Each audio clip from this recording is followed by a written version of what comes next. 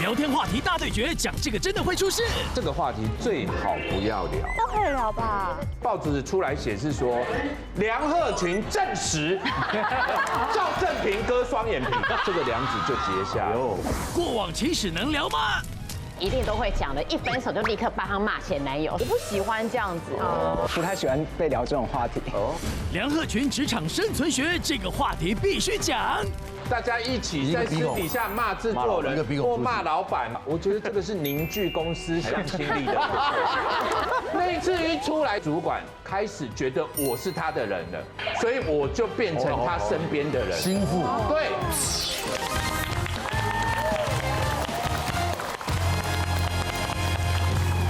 欢迎收看《女王大人》。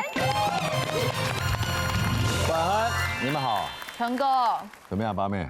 我是不是真的很不会聊天呐？你不是不会聊天哦，你是成天找架吵啊，动不动就惹闺蜜、骂老公，搞砸一堆亲友的聚会。说吧，这一次受害的人是谁啊？是我表弟。哦，今年第12位受灾户。12个。我表弟上周末带新女友来家里吃饭。哦，新女友。我想说要破冰一下吧。破冰啊，有如很热情的称赞他女友说：“妹妹很漂亮，很有气质呢。”跟他前几任那些爱玩的比起来，哦，就是不一样呢。怎么样？说说看你怎么收服这个情场浪子的？拜托，那哪叫破冰啊？你根本是个串冰啊你！对，你表弟整个人串了一蛋了，你知道吗？哎，不是，你有没有想过？对方本来以为他自己是初恋，你怎么知道？当然知道。就他女友就当场质问他说：“所以我到底是第几任？”哎呦，哇，好好的亲友聚餐变成感情火葬场，轰！这些来宾呢，他们又是踩到什么样的地雷话题，让自己卷入了聊天风暴呢？欢迎他们出场。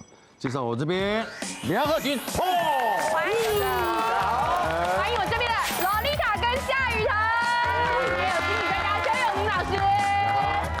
还有我们这边很会聊天的女王团代表，人气大胃王莎妹，人气营养师 Patty， 还有新朋友人气网红板桥王先生，你好，欢迎。根据这个知名杂志针对2024人际关系敏感话题，他进行调查之后发现，最难讨论的话题前3名哦。前3名，第一名是性。性占了60%，很好聊，因为它太私密了，私密难聊。那第2名呢？第2名是个人财务，问这不好。第3名政治议题，这更敏感。哇，一聊政治吵不完了。对多数人来说呢，在社交场合不怕找不到人聊天，但是聊什么才安全？来，第1个主题，聊了8成会出事，这个话题最好不要聊。我觉得第一个是。过往情史，来，最好赞不赞成？赞成，请举牌。这真的不能。赞不赞成？赞不赞成？哎呀，王先生觉得可以，阿妹也觉得可以。稍微可以聊。我可以聊，我好像跟历任或者是跟朋友聊这个，因为我觉得有聊才可以了解说你哪边是你的点，然后我可以不要犯，或是你有什么好玩，我都很大方的聊。可是你不会介意，对方也不会介意吗？我不会介意对方，因为那是过去，但对方可能会介意你呀。那我就少说。板桥王先生觉得可以聊，我觉得不能聊，不能。你觉得不能聊？我举错了。就是说这个话题最好不要聊。我们就是最好不要聊，对嘛？所以只有你一个只有你一个觉得可以聊。我很喜欢聊这个哎。大部分人都觉得不妥啊。其实我原本以前也觉得是可以聊的，而且一群女生聚在一起没什么好说，就是要聊男生，不然要聊什么？然后我们有一群女生，我们就是喜欢聚在一起讲这些闲话。我们就是聚在一起的时候，我们就会打开手机，比如说看一些男生的，最近都很多那种男生很壮的，然后我们就会放大下面说，你看这个大不大？我们都会做这些事情。大不大？说你觉得对，我们都会聊这些，基本上跟男生差不多了这样子。对，那所以过往其实更没什么好说的。我们之前每一个都是出来的时候，一定都会讲的，一分手就立刻帮他骂前男友，说他就是烂啊什么的。然后我记得那天的状况是呢，刚好有人滑那个脆，滑到有一个女生发了一篇在骂说她的交往对象是什么终极 AA 男。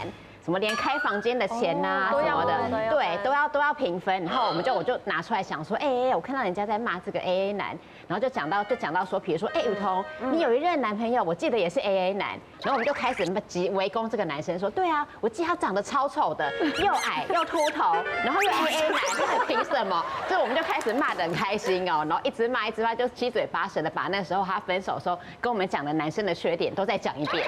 然后呢，其实那天现场呢，大部分都是我们熟的人，但是有朋友有多带一个女生来，可是我们就想说啊，就都是女生嘛，女生应该都差不多吧，应该都喜欢聊这些东西吧，应该都会同仇敌忾。对，我们就想说女生都是这样，因为我们就是这样，对啊，就很，所以我们就不管他，聊得很开心这样子。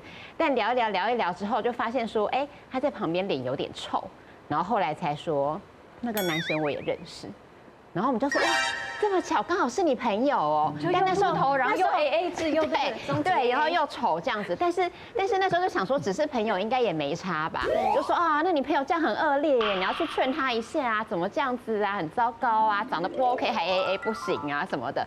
那女生就想说，我最近在跟这个男生暧昧。而且我觉得暧昧说算了，偏偏女生是有喜欢这个男生，有一点快要在一起，然后他就很生气，就开始跟我们吵说，他哪有小气呀，他对我很大方啊，然后就跟我们那个前女友说，应该是你不好了，他才跟你 AA， 好尴尬，然后当下就很尴尬啊，然后完了，我们刚刚骂的之难听，尤其你一个又是毒舌的人，对，没错，多难听，收场啊，而且我一点点批评人家听着都会不舒服，何况你们是用骂的，不好意思。我们来宾有慎选过吗？我等下会注意，反正我们就是把那个男生已经骂得之难听了，导致于后来那个女生开始反驳说我们也不知道怎么办，因为我们去安慰她说，哎呀，你不要生气啦，更尴尬，因为我们刚都骂得很惨呐。对啊，社死现场，没错。哎呦喂呀！其实世界有多小呢？啊，真的很小。社会心理学上有一个研究叫做6度人际理论。意思就是说，你可以透过6个朋友的朋友，基本上你可以找到世界上任何一个人。那个 FB 就这个意思啊 ，FB 就是这样。对，没错，完全正确啊！你觉得有1%可能他会认识的这种话题，就真的不要聊，不要讲。那我有个真实的案例，就是我曾经有一个男的朋友，他离婚几年之后，然后他拜托我说，哎，可不可以帮我介绍女朋友这样子？我就说好。然后后来我就想到，哎，有一个我以前在大学教过的那个学生，那他刚好也30多了嘛，我想说他会不会有兴趣？结果他们2个真的在一起了。哎呦，那我也很开心，因为你的介绍，对，所以平常你的服务范围也有包括这个内容。兼3媒婆啊，就是我负责去安慰、解读你的心理，也可以帮你处理你的生理。这真的可以播的吗？好，然后我想说，哎，很开心嘛。然后那男的朋友也请我吃饭，结果大概过了2个月，那个女生打电话来骂我，她说：“老师，你为什么帮我介绍一个那么烂的男人？哪里烂了？你们不是在一起很好吗？”结果原来是我这个女学生，她在职场上认识一个新的女的主管，然后聊着聊着很投机，竟然那个女主管是我这个男朋友的以前的小三。小三？对，没错。主管是小三，太戏剧化了。是，然后就跟他讲，这个女主管就跟他讲说，这个男的在情场上有多烂。那这个我们不会了解嘛，因为我们就是一般朋友啊，这么巧哦，没错，真的。我真的相信是这样，因为我有一次我也是跟一个朋友一个聚会，然后也有一些真的完全不熟不认识的，我只是在讲说过去有一个男生他在追我，但我觉得他不 OK， 因为他有女友了，他追我，结果现场有一个我不熟完全不熟的人，然后那个男的现在正在追他，他们2个就是也是类似像他原来劈腿，他是劈腿的正在 ING 的对象。然后为什么我会知道？是因为这个女生听到了，她就去跟那个男生讲，男生就说：“你为什么要在外面乱说话？怎么样？”对啊，对。过往情史不要聊，还有什么不要聊？女生聊完，男生说：“好不好？这个人，我们让浮夸一点讲，好不好？好，浮夸一点，2个都很浮夸，这2个人啊，浮夸 A 浮夸 B 啦，对。我们听一下女王团的认为，好，你认为这2个人平常印象中？谁比较浮夸啊？小梁，圈圈是小梁哥，叉叉是 Paul， 来预备，请举牌。小梁哥2票对1票了，对，奇怪，怎么会这样？不是今天第1天见面，怎么会这样？初次见面。梁鹤群是资深节目制作人，我们认识已经超过30年了。话题什么不能聊，但就他知道什么不能聊。什么不能聊？来其实这个话题最好不要聊。哇，那是以前。现在应该我觉得10年前或许，现在已经，我觉得现在还有吗？现在还能聊吗？我觉得都可以聊吧。我觉得大部分可以，但还是有些女生她们是做了不想要被发现。对，有些人还是有这种心态。而且以前是真的不能聊。对，而且不一定是女生，有的男生，我跟你讲，心眼更小，更不想让人家知道。应该是男生会比较觉得增大数之类的，没有啊，增大数了才可以被知道。洛丽塔，那是破哥先起头的，你一直围绕在那个上面哦，我告诉你，大家都一包歌，放大，来，鼻子增大了，请说你的内容。是这样的哈，因为呢，大家也都知道，我是来自于一个知名的男子偶像唱跳的一个团体啦哈。那我们那个唱跳团体吗？对，我们那时候有唱跳啊，我们认为是唱跳，也许你们不认为，我们认为是唱跳。那呢，我们就是不定时我们都会有聚会，因为大家都很忙嘛，是有时候有聚会。除了我跟志贤之外，还有另外一位团员嘛。奇怪，他的眼皮怎么肿肿的？那我们就想说，哎，这个其实哈，就不用问了，明眼人一看就知道嘛，对不对？不是割双眼皮，就是偷看人家洗澡，就是这2条路，还有什么路？没有路了嘛，对不对？那我就跟志贤使眼色，我们说啊，这个不要问他们，就大家吃我们的东西啊，反正吃完就算了，反正这个聚会也是没有意义嘛，啊，吃啊，聚会也没有意义。然后过2天呢，哎，有一位资深的记者就打电话给我，那一开始也是瞎聊嘛，就聊说，哎，怎么样？哎，最近怎么样？哎，怎么样？哎，我们有听说有哪个服装师讲说，哎，陈哥的 size 越来越大了，怎么会这样啊？就今天开始就瞎聊嘛，对不对？就是瞎聊。那突然他就问我说，哎，你们那个景行厅还有见面吗？我说有啊，我们那个前2天才去吃饭啊。他说对啊，他说哎，那个赵哥割双眼皮嘛。我说哎，对啊，赵哥割双眼皮啊，因为我们那天去吃饭，看他眼睛肿肿的啊。他第3句都没有聊哦，又聊别的。他说哎，那个最近比如说哎，最近看 PO， 你看哎，暑假到又要花大钱了，又要怎么，又就扯嘛，没有目的的扯完1通电话，然后电话就挂掉了嘛，对不对？好了。第2天报纸出来写是说，梁鹤群证实赵正平割双眼皮。你刚刚没讲赵正平。我说我证实什么意思？什么叫证实？我又不是那个整形医生，我怎么证实啦？好，然后好了，没多久，亮电话就打来了，那一位团员就打来说，哎，你跟那个记者乱讲什么东西啊？我说没有，我没有乱讲啊。他就说我们那天那个来聚会啊，然后我就说是，他说赵哥是不是割双眼皮？我说对啊，因为他的眼睛肿肿的啊。然后对方就大概有3分钟没有再讲话了。他在哭吗还是什么？不知道哎，可能这边很痛吧，没有办法遮眼睛，没有办法闭眼睛啊。我不知道。然后这个梁子就结下了。哇！从那段时间开始，我们再也没有聚会了。然后那个时候我办喜宴，我有发喜帖给他，他人没有到。气成这样。说他有上礼，但我礼金部找不到。然后大概有半年的时间，我们都没有讲话，因为在节目上好像也刚好没有遇到，所以说就都没有讲话。我不知道这件事哎。而且。我们3个人呢，在吃饭的时候，我们曾经呢，桃园3结义，我们许下一个承诺，就说不管哪一位团员先结婚，先有小孩，另外2位就是小孩当然的干爹，这个没有问题嘛，对不对？跟法定继承人一样。对，就说我们这个团体嘛，那我们也是祝福，看谁先结婚生小孩啊，那个我们另外2个我们就是他干爹嘛，对不对？我儿子现在已经10岁了，他都没有看过他这个干爹。最近都生了，没有再打电话去跟他讲，连金锁片都没有。那他最近生小孩，你有送吗？那他对啊，他生小孩，你有表示什么？没有。礼尚往来啊，这就是礼不上往不来嘛。对。可是这是一个误会啊。对啊。这真的是误会啊！我这是很冤枉的事情啊。我的角度来看，不叫误会，只是你可能社会历练不够。他社会历练还不够。因为记者套个话，记者是随便套个话，他就被套到了。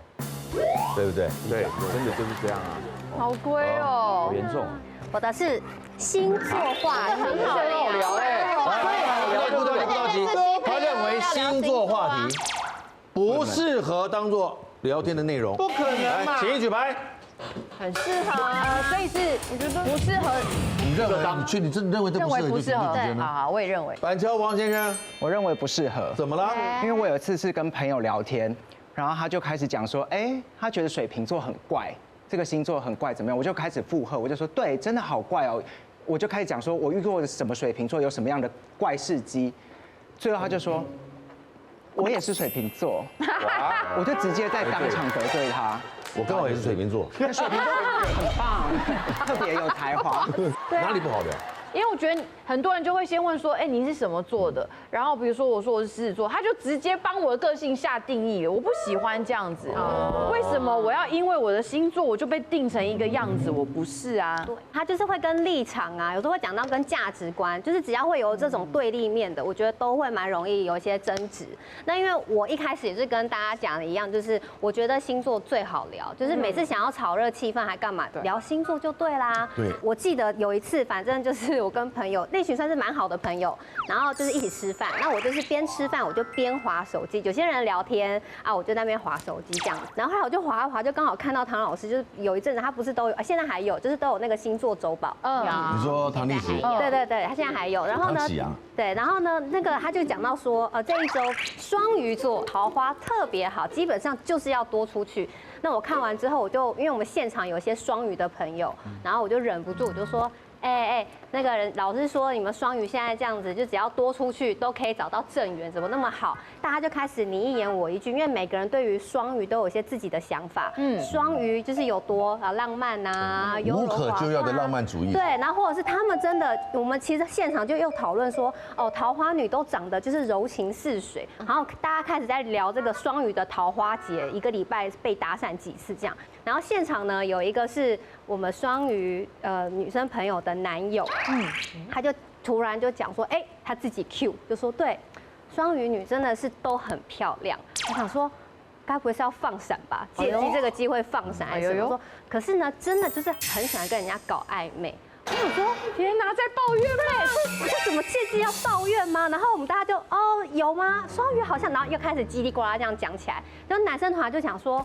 对啊，而且呢，很多事情喜欢不讲清楚，然后弄得越来越麻烦，就开始一直在抱怨，然后一直讲，然后讲到后面，他就直接转过来就跟他的女友说：“我问你，他就讲了一个账号 SHA 底线 Ariel， 他是谁？”然后我们他就讲说什么？现在在讲谁？什么东西？他就直接摊牌说：“我有看你的手机，我看你的 IG， 你有在跟别人聊天。哇，为什么别的男生那个就讲那个账号呢？就是那个男生的账号，他说。”这个人为什么要约你？你跟他讲说下次再约，你应该要跟他讲说你有男友了，你不能出去。你为什么不跟他讲？就是直接拒绝他。现场借题发挥，借星座，然后骂他女友，没错。接下来开始吵架，尴尬了。然后女生就爆炸，女生就说他就是不是很熟的朋友，谁会没事跟人家讲说我有男友，我不会跟你出去。就一般人不会这样子去跟人家讲话嘛，一定想说反正就遇不到，不要出去就好，就打发他就好。对，可是男人就是说，可是你看就是。有这么多人会这样约你，都不好好说，这些人就会一直来黏着你。好，然后两个人就大吵，女生后来是拍桌就走人。然后我最后是被我朋友讲说，夏雨桐，你聊什么星座啊？那你也很衰耶，像你聊什么星座啊？我说聊星座怎么了吗？然后我从此之后我就真的我就不敢聊星座。我真的不敢。你有创伤哦，这倒没有想到会有这个插曲。对啊，是啊。好心帮忙牵红线，却因这话题变猪头。圈内的女艺人朋友，3不5时只要遇到他就跟我讲说，婆帮我介绍，婆帮我介绍，我就当那个媒婆帮他们两个媒合这样，不到10几20分钟，后来就开始切入正题，记得最清楚，然后问他说，问这个太瞎了。这个女生后来也不太理我，那个男的后来当然自然就断了联络。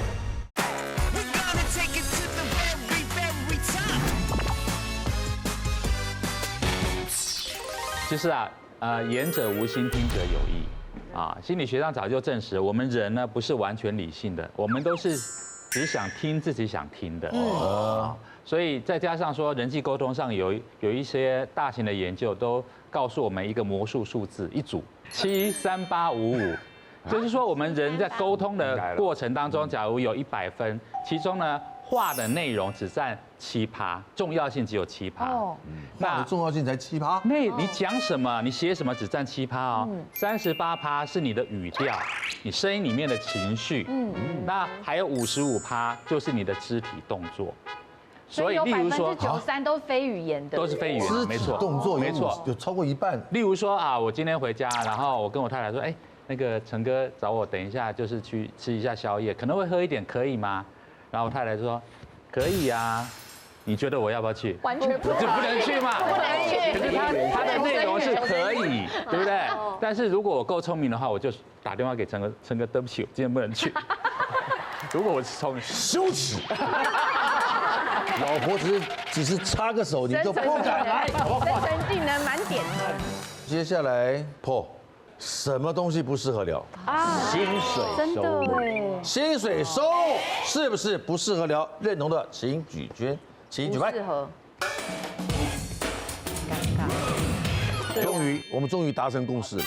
最重要发掘原因，所以当初是为了一个圈内的女艺人朋友，然后他是单身，然后呢他知道我有很多那种国外回来的啊，有些男生朋友啊，家境也不错。他就一直跟我讲，3不5时，只要遇到他就跟我讲说，哎，PO帮我介绍，PO帮我介绍，哎，介绍一下嘛。那我就问他，好，那你这要介绍，你的条件是什么？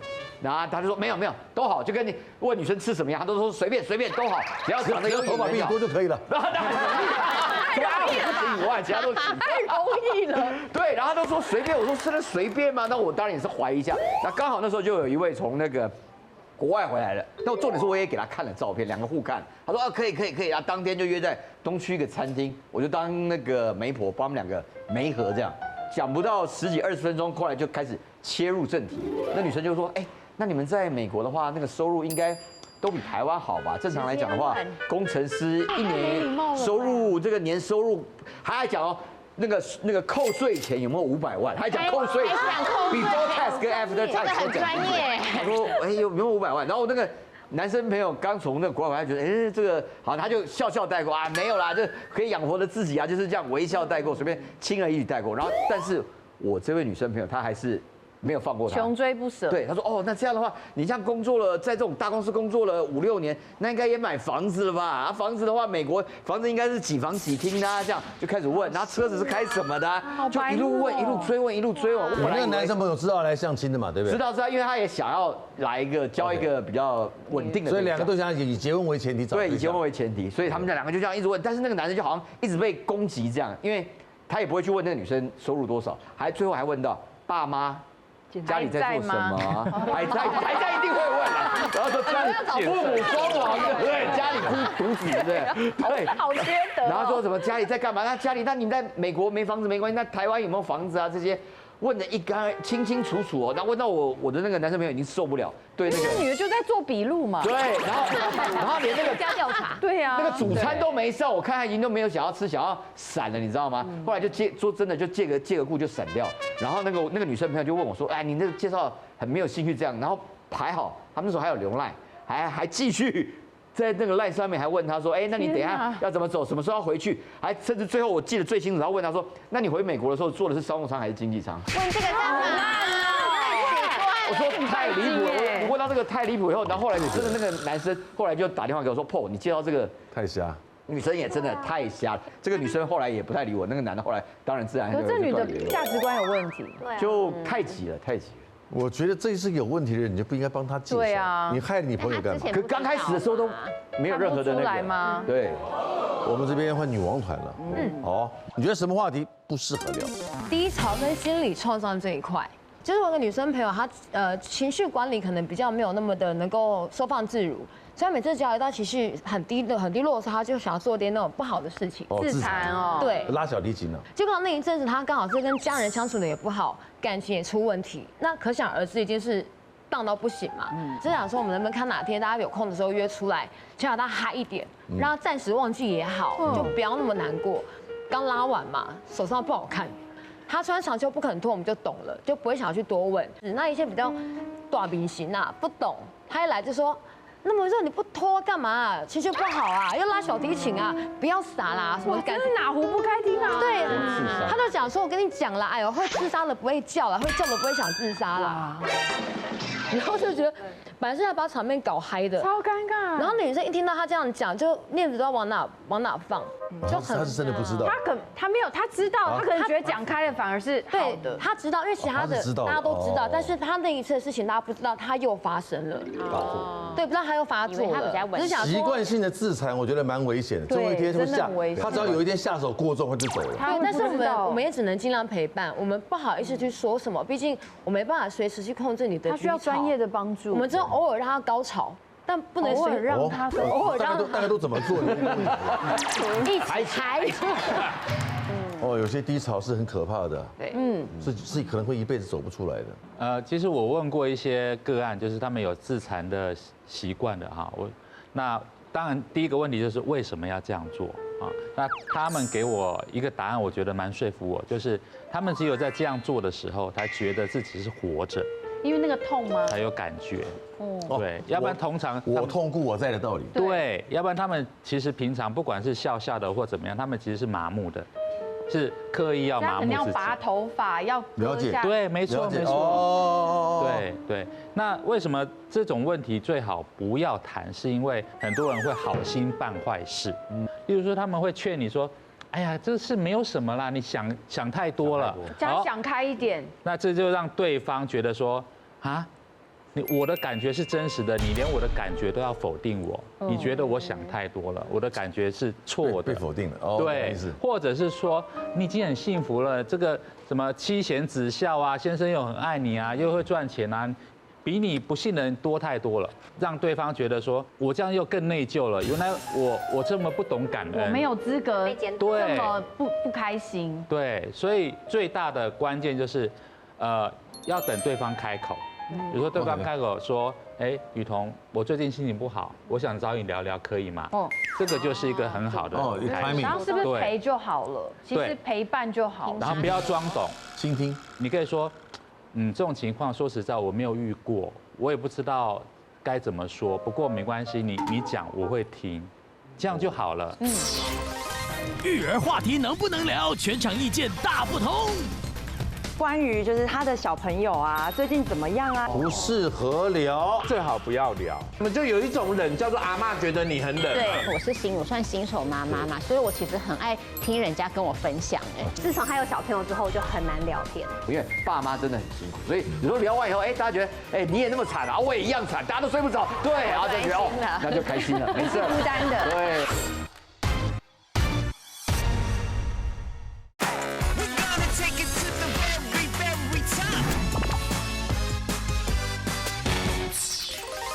我觉得宗教信仰的话题不要聊。宗教信仰，认同吗？请举牌。认同。宗教信仰不要聊。你觉得可以聊啊？就不要批判就好了，就是多了解一些宗教没。可以聊，但不要批判。对啊。也对啊。对，这样可以吗？因为我自己的经历是，我跟我的同事就不小心聊到宗教信仰的话题。然后，因为我是那种宁可信其有，什么都信一点的人，他就觉得，他逮到机会了。所以你是无神论？我就是什么都信，什么都信。泛神论。泛神论，什么神都。那他就开始跟我推荐说，要不要一起去听他们那个宗教的分享会？对，然后就开始说，那他们的宗教跟师父是有神迹的，可以让一些比如说卧病在床的病人啊，不药而愈。所以如果我人生遇到什么低潮或遇到什么问题，你一定要来听这个分享，因为师父可以带领你、引导你。那我当然觉得说 ，OK， 我尊重嘛，可是我就拒绝了。我说，我现在现阶段可能不需要。从那之后，3不5时他就会继续来邀请，所有的话题最后都会导向要不要来信这个宗教。宗教真的是很神奇的事情，可是人家又不能没有宗教。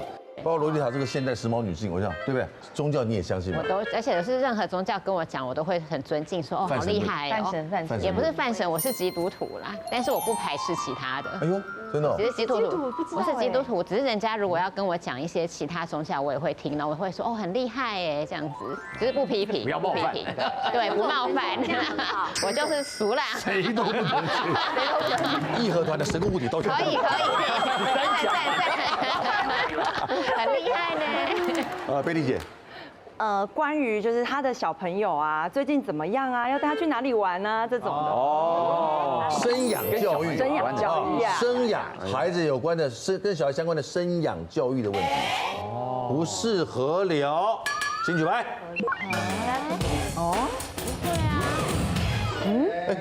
你也是啊。我们聊一半了。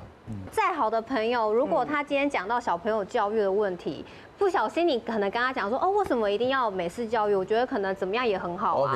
你就是其实有时候聊天的过程，对，可能因为方向不同，即便不是教养态或什么的，对，那就会变对立了。对，就会突然变对立，他就可能对方就会讲，就说你以后有小孩，我就看你会不会这样说。那我想说，好激动哦，真的耶。对，因为我觉得明明是你那个朋友自己要提这个话题，对，或者是说现在他都会讲说，现在保姆有多难找啊，然后如果要找保姆，最好是什么语言能力也要够好，这样从小小朋友都会有这个多国语言的这样的环境。我就说你干嘛要这么压力这么大？你找到有人顾的，只要他就是口碑很好，我觉得不爽。不高兴，他就会觉得你都不懂为什么我会这样子想，我用心良苦，然后我就会变得不太敢跟这个朋友。自从他有小朋友之后，就很难聊天。你生孩子跟有生孩子想法不同。对，罗丽塔，因为以我的角度来说，我算新手妈妈嘛，所以我其实很爱听人家跟我分享，经验谈。对，因为就是我觉得不同的想法听了，然后我再回去想评估说，哦，我的小孩适合怎么样，所以我很爱问。我觉得最好不要聊。什么？像比如说有的人呢，他的教育就是比较美式的，就是说，比如说小孩在地上爬来爬去，那我们看了会讲说，地上好脏，不要让他在地上爬嘛，对不对？你这个话讲完，对方的父母完全没有反应，你就知道啊，我讲错话了啊。他可能就觉得说啊，他就是探索期、好奇啊，他就要接触这个世界啊，他就是要摸来摸去啊，对不对？有这些细菌弄到身上，也许他就 upgrade 啦什么的。那你跟他讲这个干嘛？没有意义嘛。或者说什么那种阿嬷来都会说，哎呀，你怎么只给他穿个吊嘎？怎么会这样？他会冷吧？什么就有一种冷叫做阿嬷觉得你很冷。对，说实话，在开录前我们两个就在聊这个，对啊，而且聊了10几20分钟，所以我觉得是可以聊。但是你要聊的方向，我觉得要小心点，不要从说我觉得这样就是对。我觉得说，从我的角度，我觉得这样可以。我走过很多冤枉路，这个是我觉得 OK， 这不 OK， 你来参考。就像小杨哥说，哎呀，我们刚才聊的时候，他就说暑假又要到了，哇，要带小孩出去，我就跟你讲啊，去年我们去什么乐园，好累啊，怎样。我说对，我也不喜欢乐园，然后我们可以去怎样，所以我们就开始会讲一些我们自己的一个心路历程。因为其实到这个年代，有时候我们求的是一个同温层，一个互相拍拍肩膀说啊，大家累了，大家辛苦，因为爸妈真的很辛苦，所以有时候聊完以后，大家觉得，你也那么惨啊，我也一样惨，大家都睡不着，对，然后就觉得那就开心了，没事，孤单的，对，就开心的，有时候只是这样一个概念而已啦。对，换你本人来说，应该也是有的可以聊，有的不能聊吧？不是都不能聊吧？对不对？对，很多经验谈也是这样分享来的啊，要不然拿那么多妈妈的这个什么群组啊？有，这是发生在多年前的故事。那时候我还没有经过社会化，才刚出社会嘛。然后呢，就有一个很照顾我的学姐，她大概是40几岁左右。然后我常常听到她说，那个我这个周末就是都在忙着带我们家小乖出去玩啊，就是最近天气不错这样子。然后有时候下班也会常听到说，那个我们家小乖就是最近就是生病了，我要带他去看医生，所以我要先提早下班喽，类似这样。我想说，哇，学姐真的是对小朋友真的很用心哎。然后我一定要跟他说，其实小朋友就是不要一生病就看医生，其实这样子他对他的免疫力不好。其实小朋友就是最好是让他的那个自己的抵抗力跟病毒打架，或是观察一下精神状况，或者是他的专业嘛。对，就是我们要养那个免疫力啊。我就跟学姐说，其实小朋友就是要养免疫力，你就是一直带他去看医生，你只会让你自己带他就是去看更多次的医生。你怎么连这个都不知道？就是我就这样子讲，对。然后之后呢，大家都安静。哇！然后我才知道，原来因为他小朋友我想说他的小孩已经10岁了嘛，他常常说他们家小乖10岁了，就是怎么免疫力还这么差。到最后我才知道，原来他跟他先生根本没有生小孩啊！梁鹤群职场生存学院这个话题必须讲。大家一起在私底下骂制作人或骂老板，我觉得这个是凝聚公司向心力的。那一次一出来，主管开始觉得我是他的人了，所以我就变成他身边的人。心腹，对。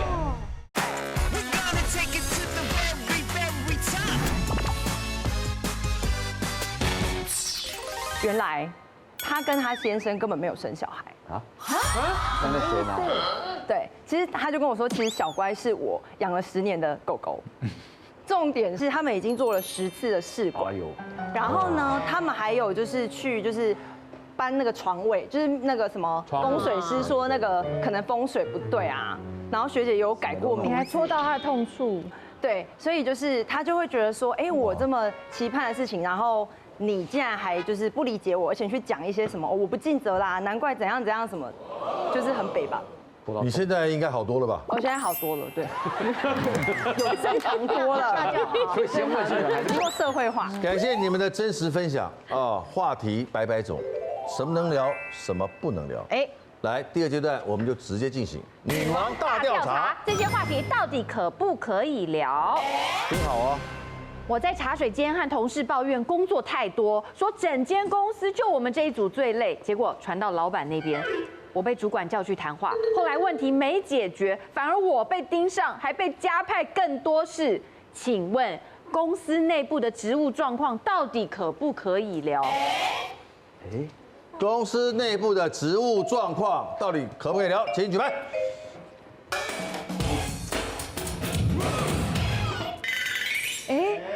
好分歧哦。只有2个人举圈。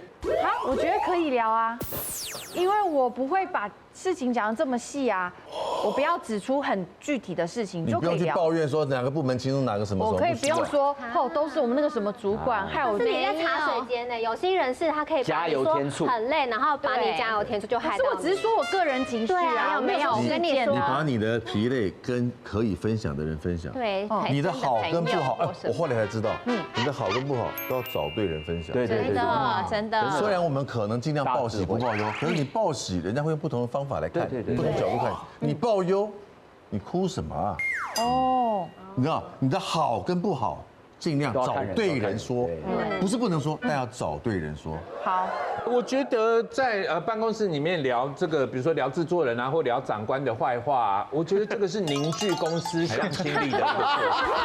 就是说，因为我们都是同温层。你在结党，你这是结党。不是，因为制作人只有一个嘛，那我们都是 team 里面的员工嘛。那我要跟这些人怎么样很紧密的联合在一起，就是大家一起在私底下骂制作人或骂老板啊。可是要是这群小职员里面有一个他是那个大制作人的那个亲戚怎么办？内应啊什么的。这个就完蛋了。但是啊，你看，但是在知道这层关系之前，我跟大家都超好的，你知道吗？热。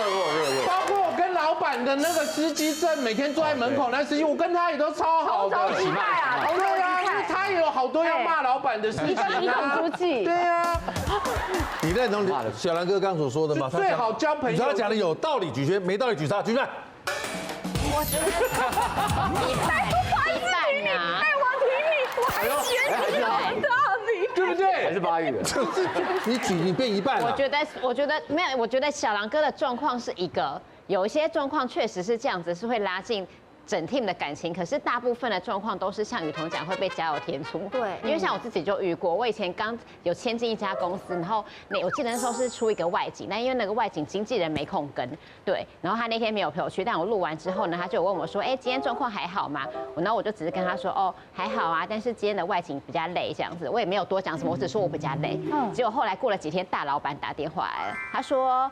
听那个经纪人说你不满意我对你的工作安排，觉得我把你安排得太累。怎么会这样？可是我明明只是他问我说外景如何，我说今天的外景比较累而已，就被加油添醋你这样讲而已哦。他讲的比你那个还轻微。对啊，我根本就只回这么一句就没了，然后我就被大老板骂了一顿。对，所以我觉得大部分状况下，所以你的好跟不好，请跟对的人分享。真的不要随便讲，不要以为没有什么。真的，我是觉得不要聊，因为我自己是跟主管聊过。然后因为主管就问我说，你有没有觉得公司哪里有流程上或是部门有什么问题，意见可以提出？很像陷阱题耶。我就很白目，我就真的觉得说，那我真的觉得哪里有问题，要不然哪里可不可以改善这样子？你以为你的主管在开市政信箱，对不对？对。我要投稿。我就想说，那我投稿嘛。投稿。那结果后来辗转得知。主管其实觉得我很难配合，很难搞，意见很多。那我知道之后，我想说好，那之后我就不要再提了，我就配合。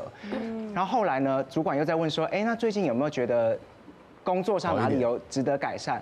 我说没有啊，我觉得都很好。他就说部门其他成员都有提出意见，就你没有提出，你太难做人了，你这样对部门很没有贡献。你要怎样啊？到底要我怎样？对啊，到底要你要怎样？很难做哎。他针对你。对啊。对，我觉得你被针对了。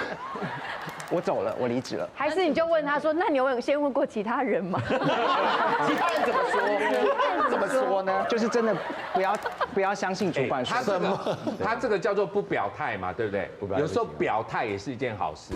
我们公司永远对立的就是节目部跟业务部，因为我们是赔钱货，我们每天在那边花钱嘛，我们要做这个做那个，他们是赚钱，他们是公司的金鸡母，他们是金鸡母。然后有一次开大会就这样啦，然后就一直在骂我们节目部那边乱花钱，一直骂，我就生气了，我说怎么骂啊？一直叫我们不能做，然后我们一支节目我们本来就是要去拉奖品啊，那你们你们说你们可以拉就一直不拉，那我们好不容易拉来了，你又说哎呦你踩线哦啊。他给你20万的奖品，你就帮他曝光了。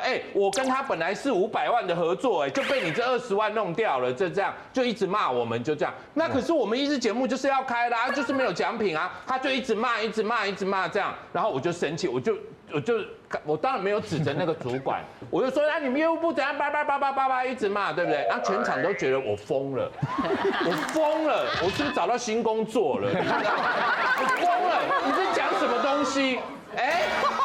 那一次一出来散会，大家都安慰我嘛，说啊，小梁没关系，不要那么气啦，哈，那加油啦，好不好？加油！觉得你要走了，应该是月底了，这样嘛，对。And now， 我们节目部的主管开始觉得我是他的人了。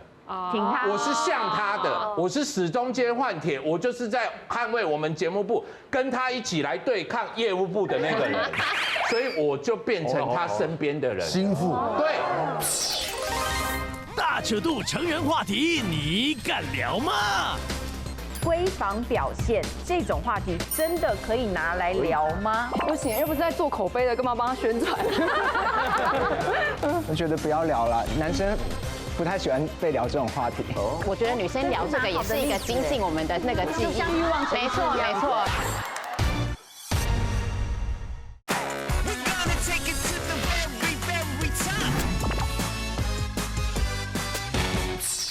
他身边的人，心腹。对。哎呦，但这个也是很难说啦。搞不好我就真的做到月底，我搞不好就到月底了，你懂吗？也是歪打正着的啦。我觉得这个要小心。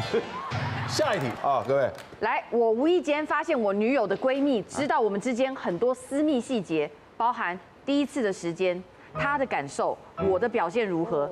她甚至还笑说：“他有给你打过分数哦，还不错啊你。”哇，我当下觉得超级尴尬，这不是我跟我女友之间的事吗？怎么变成他们的下午茶话题？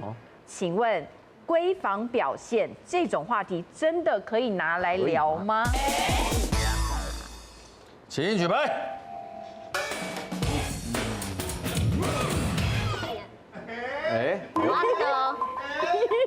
真的，听了会有代入感的。1、2、3、4、5个。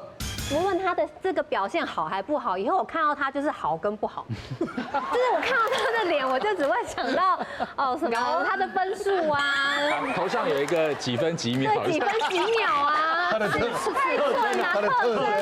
征，对啊，可能什么他们有什么仪式感还是什么，我会完全历历在目我没有办法。这你怎么会觉得？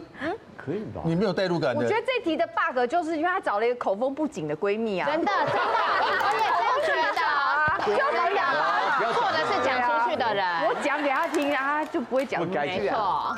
而且我觉得聊这个也有的时候，比如说像我们好了，之前有一个朋友，她是交了一个男友，就她说她的男友好像跟她在床上的时候都不太开心，然后她就来问我们怎么办。那我们里面就有一个很会的，就会跟她经验分享，对，跟她分享很多技巧，然后就直接就教她很多东西，然后下次再来她就说我们最近很开心。所以我觉得女生聊这个也是一个精进我们的那个记忆，就像欲望城市那样。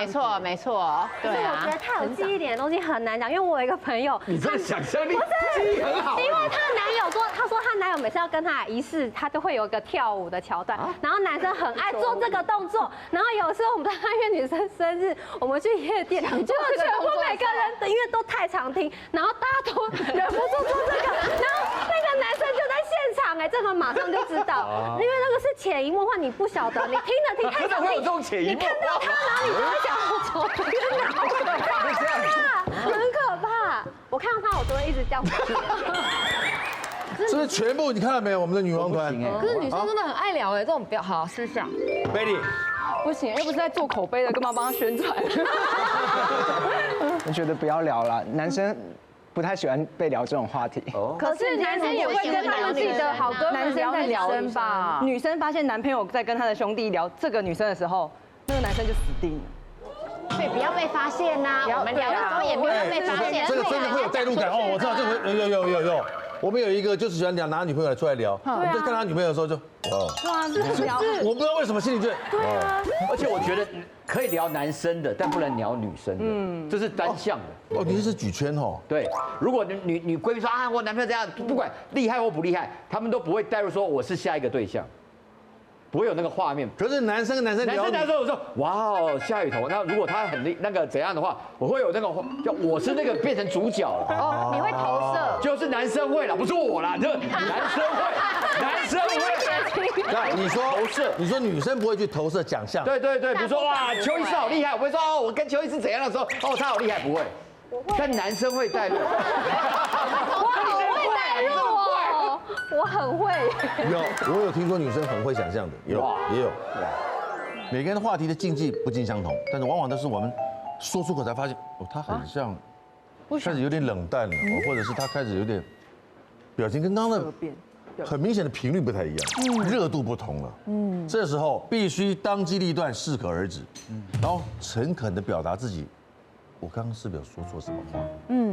你就问，只要拿捏好聊天的分寸，你就会让彼此聊天的感觉意犹未尽，谈的是如沐春风。4个小时一下就过去了。你看，所以你会发现我们节目只有播1个小时，是不是很可惜？下次我们过年特别节目播4个小时，你就知道我们多八卦了吧？好了，女王大人，下次再见 ，See you， 拜拜。谢谢老师。